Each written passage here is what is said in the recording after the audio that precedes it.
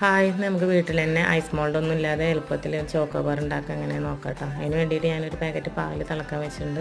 അതിലേക്കൊരു 1/4 കപ്പ് പഞ്ചസാര, പിന്നെ ഒരു 2 ടീസ്പൂൺ കോൺഫ്ലവർ ഒന്ന് പാലിൽ കലക്കി അതുകൊണ്ട് ചേർത്ത് കൊടുക്കുക. പിന്നെ 1 ടീസ്പൂൺ വാനില എസൻസ് കൂടി ചേർത്തിട്ട് നമുക്ക് ഗ്യാസ് ഓഫ് ആക്കാം.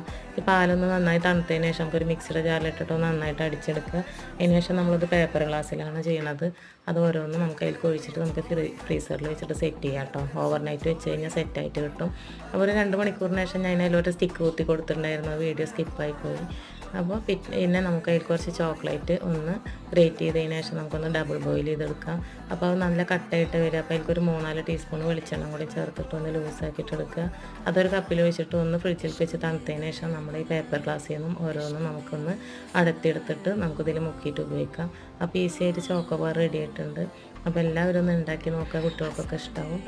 ഇഷ്ടമായെങ്കിൽ ലൈക്ക് ചെയ്യുക, ചാനലൊന്ന് സബ്സ്ക്രൈബ് ചെയ്തിട്ട് സപ്പോർട്ട് ചെയ്യണേ.